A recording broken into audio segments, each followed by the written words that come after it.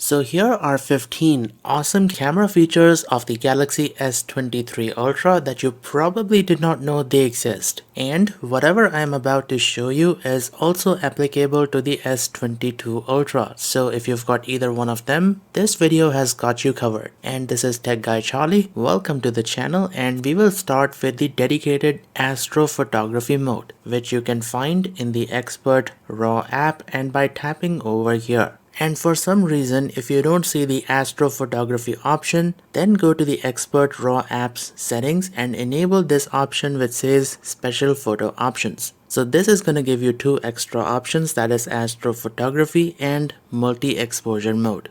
Let's get back to the astrophotography mode. So this mode allows you to take pictures of the night sky with super long exposure of up to 10 minutes so that you can capture some awesome photos of stars and galaxies in the night sky. You can even enable the sky guide to get an idea of which stars and galaxies you are taking a photo of. That is awesome. So let's go ahead and take a photo. We will set the timer to 4 minutes and here we go. And obviously I would recommend that you use a tripod for this, otherwise it's gonna be impossible to take a proper photo. And we're done. So take a look. This is absolutely beautiful, and you can actually see something here. I think that is NGC 7000. That would be the North American Nebula. Here is another one, and you can clearly see that was indeed the NGC 7000. It's a lot clearer in this particular picture. You know what? 10 years ago, if you would have told me that a phone will be able to capture this, I would have probably laughed or something. And obviously, you will need the Expert RAW app for astrophotography. If your phone doesn't have it, you can always get it from the Galaxy Store. Now, one important thing, if you want your photos to look like this and actually have stars visible, then you must take photos in complete darkness. That means you must switch off all the lights nearby, because if you don't, and if there's a lot of light pollution, well, then your photos are gonna end up looking like this. At 4-minute exposure, it's gonna capture even the dimmest light source. So make sure that you don't have any lights turned on while you are taking photos with the astrophotography mode. Less light pollution, the better the photos are gonna be. And aside from the astrophotography mode, the Expert RAW app also has a couple of neat tricks up its sleeve. One of the coolest features I've seen is something called the multi-exposure mode. This allows you to combine multiple exposures into one image. So here I'm using the S Pen to take a photo of myself. So this is one exposure. Now I'm gonna reposition myself, and this is our second exposure. And the phone is gonna combine both the exposures into one single image, which you can see is right over here. I guess that's how they create photos that have ghosts in them. And you can do this for up to 9 exposures, but for demonstration I had this set to 2. And aside from all the manual controls and the fancy features, the biggest advantage of taking photos with the Expert RAW app is that it saves in both JPEG and uncompressed 16-bit RAW DNG format. And this is gonna give you a lot of flexibility when it comes to editing your photos. You can actually import your photos directly from the Expert RAW app into Adobe Lightroom just by pressing this button. Now, I'm not a professional photographer, so I'm not gonna pretend I know everything about Lightroom and RAW, but I will say that a little editing goes a long way. So check this out. We have gone from a crappy looking, unusable photo to something that is a little bit more presentable. And I've barely spent about 5 minutes tweaking the settings in Adobe Lightroom. So, if you are into professional photography and you know your way around Lightroom, then the Expert RAW app is a game changer. Now, a lot of people used to complain about the shutter lag on the S23 series, so in response, Samsung has recently made a change to the camera's autofocus algorithm that kinda speeds up the camera shutter. So now the camera takes a photo even if the frame is out of focus or not completely set. You can see that results in a blurry photo. So in a way, they are prioritizing the speed of the camera rather than wait for it to set the focus. I don't think this is a good idea because this is gonna result in many people taking blurry photos. So fortunately, we can revert this change using the Camera Assistant app from the Galaxy Store. So go to the Galaxy Store and search for the Camera Assistant app, then download and install this. Once you've got the Camera Assistant app running, inside enable Prioritize Focus over Speed.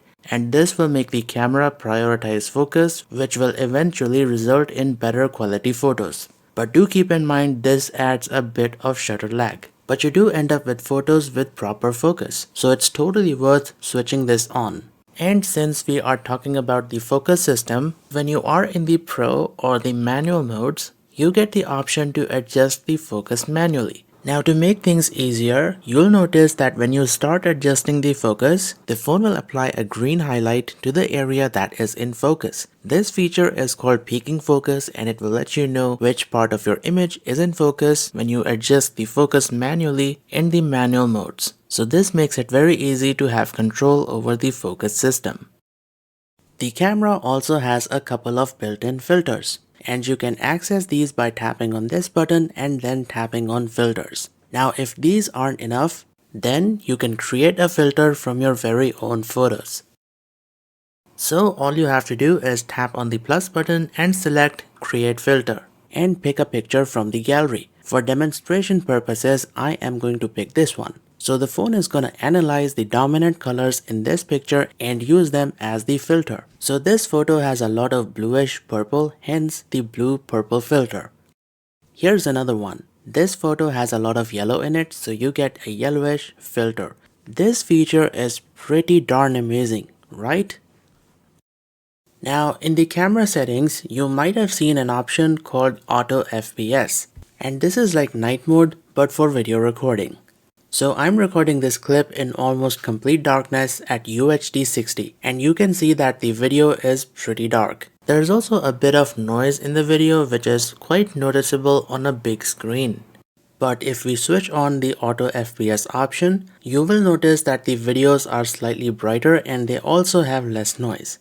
This is because Auto FPS lowers the shutter speed down to 15 FPS and that allows the camera to capture more light, giving you brighter videos in low light conditions. Also, the videos are not at 15 FPS. The phone kind of fills in the gaps and brings the frame rate up to a watchable 30 FPS. So this is a setting that you should turn on if you want better quality videos.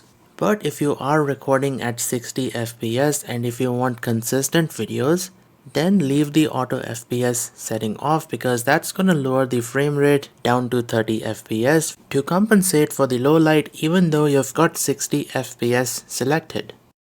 Okay, so moving on, here we've got a 5-minute 4K video that is over 1 GB in size.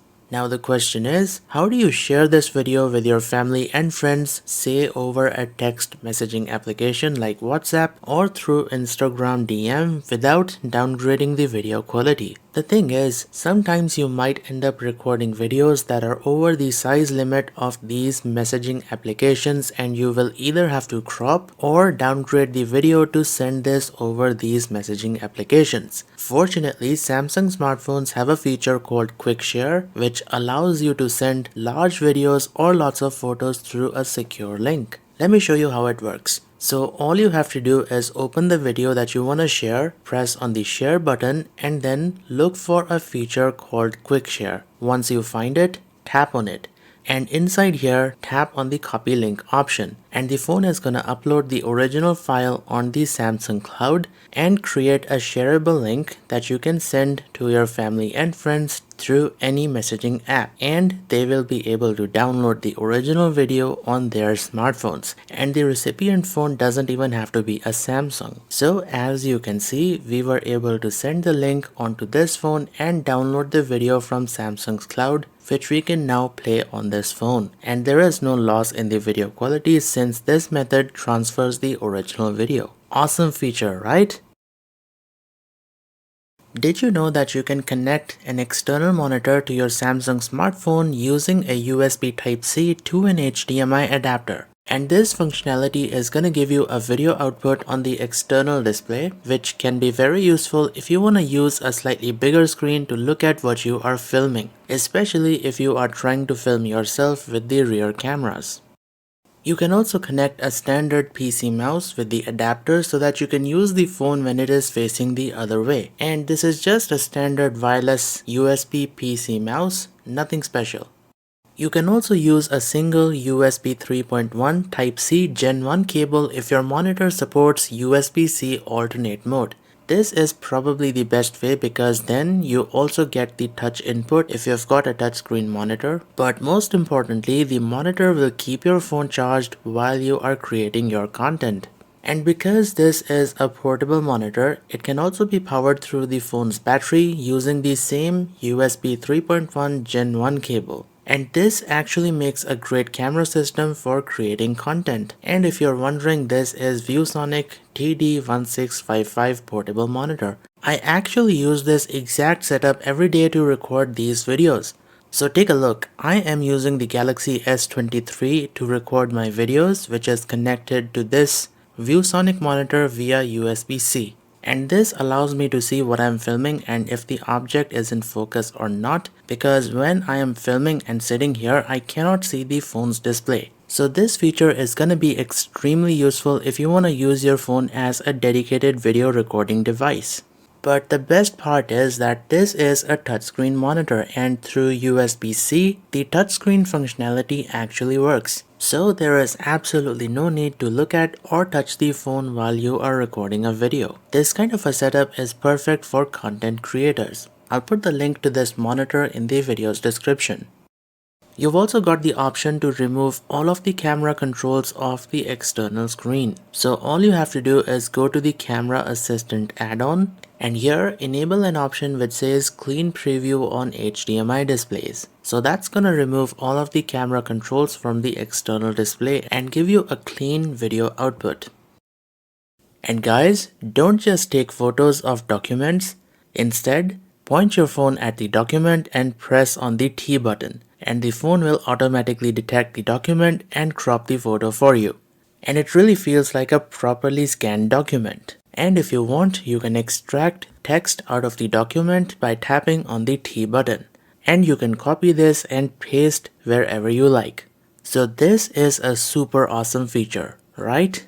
And for this feature to work, make sure that Scan Document option is enabled inside Scene Optimizer.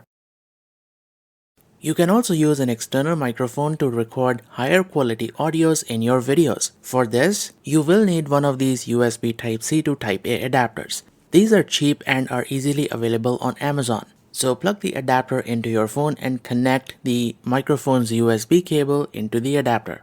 Start the camera and hit the record button. And check this out, the phone actually tells you that it is using the external microphone. And if you use the Pro video mode, you also get the gain control. And there is a huge difference in the audio quality. Check this out. Okay, so this is the audio that is being captured through the phone's internal microphone.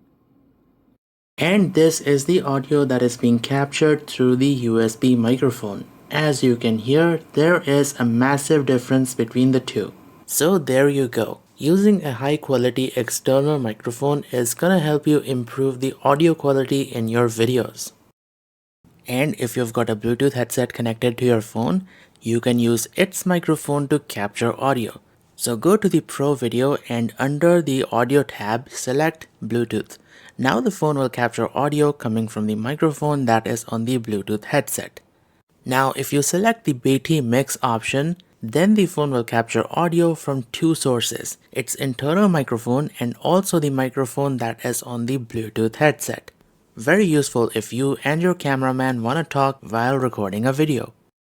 And with that, we have come to the end of the video. And as always, if you have found this video to be helpful and have enjoyed watching, make sure to press the like button because that helps out a lot. Share the video with your family and friends and subscribe to the channel if you enjoy watching tutorials like these. And this is Tech Guy Charlie signing off.